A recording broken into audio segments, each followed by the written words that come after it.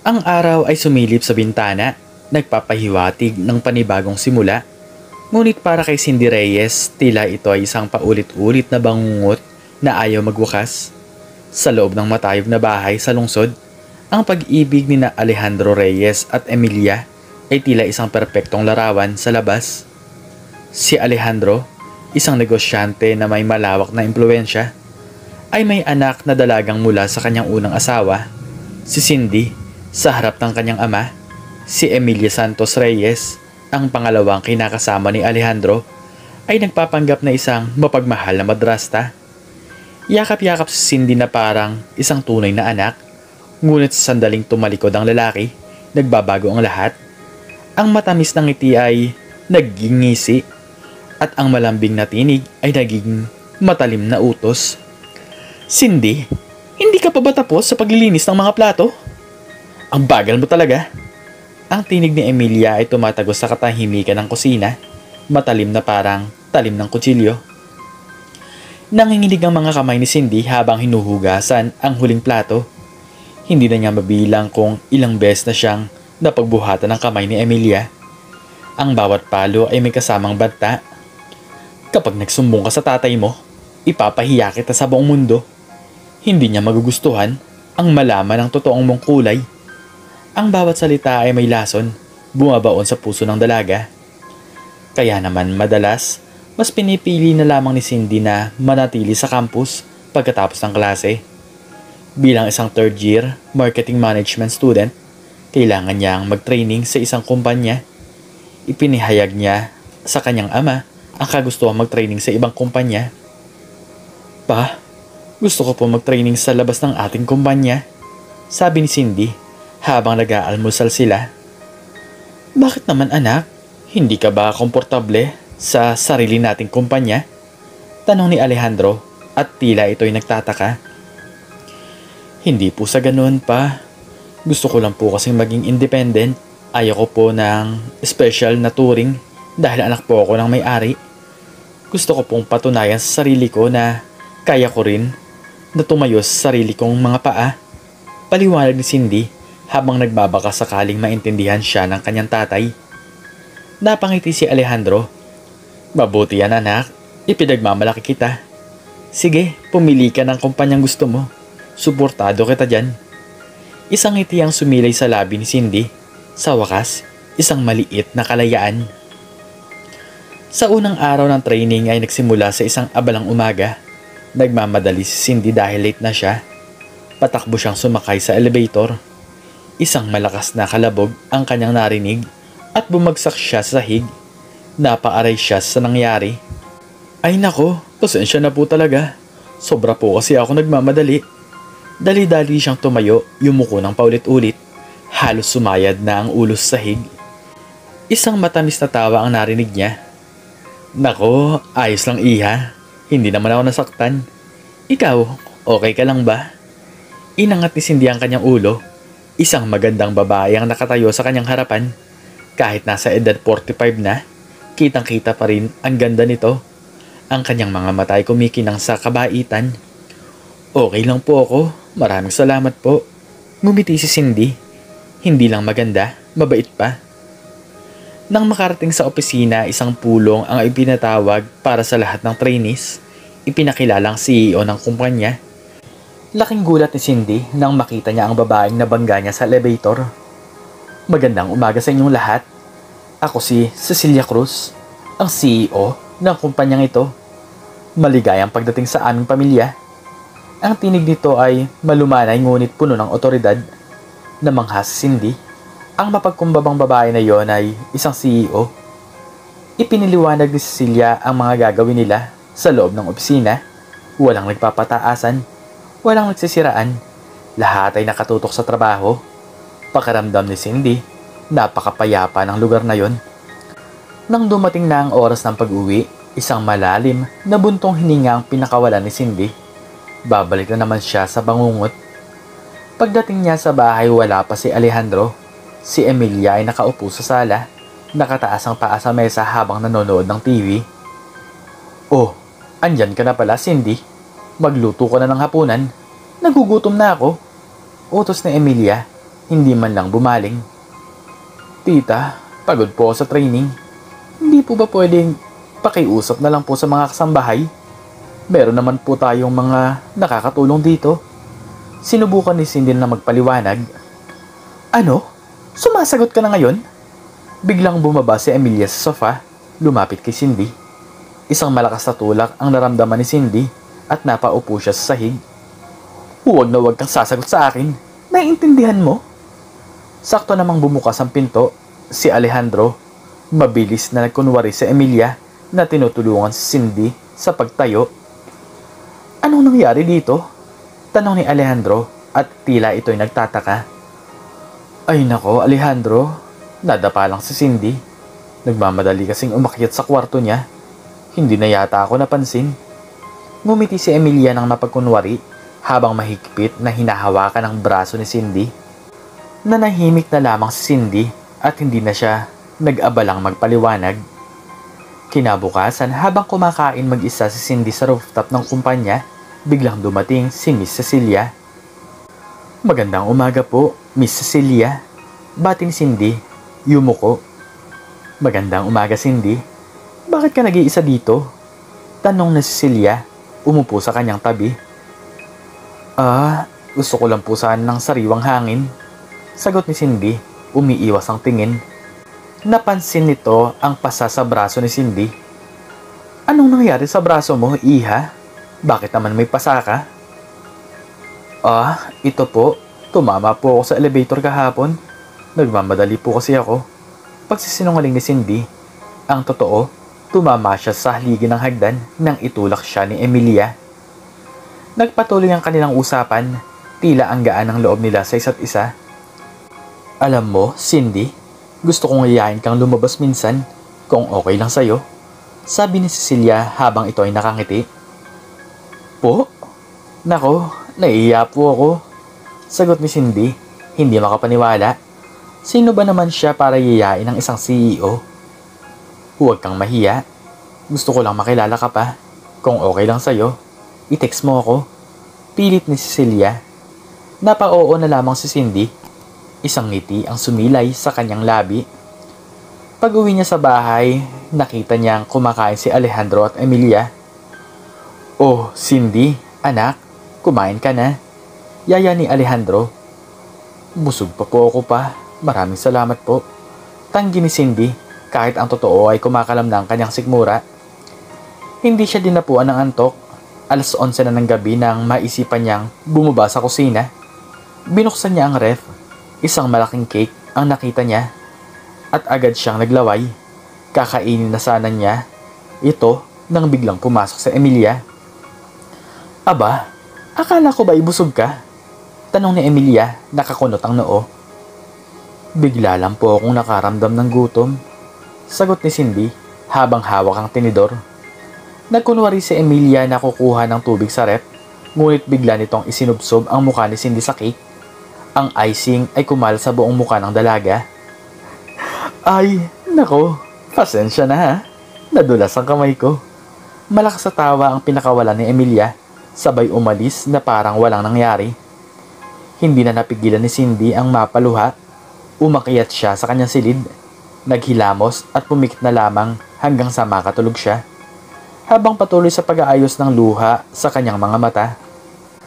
Kinabukasan, kasama ni Cindy si Cecilia sa mall. Nag-iikot sila. Namimili ng mga damit at pagkain. Nahihiyaman si Cindy ngunit mapilit talaga si Cecilia. Alam mo, Cindy, hindi mo kailangan mahiya sa akin. Para kang anak ko. Sabi ni Cecilia habang tinitingnan ang isang damit. Isang mainit na pakiramdam ang bumalot sa puso ni Cindy. Maraming salamat po, Miss Cecilia. Ngayon lang po ako nakaramdam ng ganitong klase ng tuwa. Talaga? Bakit naman? Tanong ni Cecilia, may pag-aalala sa tinig. Lumaki po kasi ako na walang tumatayong ina. Ang totoo po, hindi ko po nakilala ang tunay kong nanay. Malungkot na sabi ni Cindy. Nagulat si Cindy nang yakapin siya ni Cecilia. Isang mainit na yakap. Pwede mo akong ituring na parang isang ina. Nandito ako para sa iyo, anak. Bulong ni Cecilia. Isang malaking ngiti ang sumilay sa labi ni Cindy. Sa wakas, mayroon siyang ina. Hinatid pa siya ni Cecilia sa kanyang tahanan. Pagbukas ng pinto, bumungad na naman sa kanya si Emilia. Oh, puro shopping lang pala ang inaatupag mo. Akala ko ba'y nagtatraining ka? Ginagamit mo lang ang allowance na binibigay ng ama mo sa pamimili ng bagong damit? Ano? Bulyaw ni Emilia, nakataas ang kilay. Sa inis na Emilia, inagaw niya ang bag na puno ng bagong damit at inihagi sa bakuran. Nilampaso niya ang mga ito sa putikan, habang si Cindy naman ay pilit siyang pinipigilan. Tita, ano ba? Bakit mo ba ito ginagawa sa akin? Hindi na nakapagpigil si Cindy, sumisigaw ito. Gumisi si Emilia. Ano pa ba? Bagay lang sa'yo yan. Katulad ka rin ng ina mo. Isang hampas lupa, nakatulong lang. Napatulala si Cindy. Ano? Anong sinasabi mo? Oo, kaya lang naman pinakasalan ng ama mo ang nanay mo ay dahil sa nabuntis niya ang katulong. Binayaran lang ng mga magulang ni Alejandro ang nanay mo para lumayo sa pamilya nila. Tumawa ng malakas si Emilia. Hindi makapaniwala si Cindy. Nagsisinungaling ka. Gumagawa ka lang ng kwento. Ako? Nagsisinungaling? Totoo ang sinasabi ko, Cindy. Hindi nagpaawat si Cindy at sinagot ang kanyang madrasta. Kaya kagalit na galit sa akin ay dahil hindi kayo magkaroon ng anak ni Papa at ginagamit mo lang ang apelyido namin kahit hindi naman kayo kasal. Binalik ni Cindy ang suntok. Nagpintig ang tenga ni Emilia. Isang malakas na sampal ang dumapo sa pisngi ni Cindy. Sinabunutan niya ang dalaga at nginudngod din ang muka nito sa putikan. Linisin mo ang kalat mo bago ka pa maabutan ng ama mo. Utos ni Emilia, tsaka umalis. Iniwan si Cindy na luhaan at putikan. Kinabukasan ni Yaya ni Alejandro si Cindy at Emilia na sumama sa kanya sa isang kasiyahan. Daldalo doon ang iba't ibang personalidad sa larangan ng pagnenegosyo. Nag-ayos sila at nagbihis ng maganda. Ayaw man ni Cindy na makasama si Emilia, wala naman siyang magagawa. Habang abala ang lahat sa pakikipagkwentuhan, lumabas muna si Cindy upang makalanghap ng sariwang hangin. Napansin niya ang isang pamilyar na muka, si Cecilia. Miss Cecilia, magandang gabi po. Bati ni Cindy. Oh, Cindy, nandito ka pala. Magandang gabi rin. Sagot ni Cecilia at nakangiti. Niyaya po ako ni Papa. Kayo po, bakit po kayo nandito? Tanong ni Cindy. May kausap lang ako. Hindi kasi ako mahilig sa mga ganitong kasiyahan. Paliwanag ni Cecilia. Gusto niyo po bang pumasok sa loob para makihalubilo? Alok ni Cindy. Nako, hindi na anak. Aalis na rin ako. Sige, mauna na ako. Paalam ni Cecilia. Nagpaalam na ang dalawa sa isa't isa. Pumasok na muli si Cindy sa loob upang hanapin ang kanyang ama. Pag-uwi nila sa bahay, nagtanong si Alejandro tungkol sa CEO ng kumpanya na pinapasukan ni Cindy. Marami kasing usap-usapan sa kasiyahan tungkol sa babaeng yon. Marami ang humahanga sa babae. Ngunit marami rin ang nagtataka dahil bihira itong magpakita sa mga kasiyahan at sama-sama. Anak, sino ba yung CEO nyo? Ang daming nagtatanong sa akin tungkol sa kanya. Parang napakahirap daw niyang lapitan. Tanong ni Alejandro habang nagpapalit ng damit. Napangiti si Cindy. Si Miss Celia po, Pa. Napakabait niya po. At napakagaling. Gusto ko po sana siyang ipakilala sa inyo. Kinabukasan, inimbitahan ni Cindy si Cecilia kung pwede ba itong sumama sa isang salo-salo sa kanilang tahanan. Kinakabahan man, pumayag din naman si Cecilia sa alok ng dalaga. Naunang pumasok si Cindy sa kanilang tahanan. Sandaling nagpaiwan muna si Cecilia sa sakyan dahil may importante lang daw itong tawag. Pagpasok ni Cindy, nakahanda na ang mga pagkain sa lamesa. Ngunit wala pa ang kanyang ama.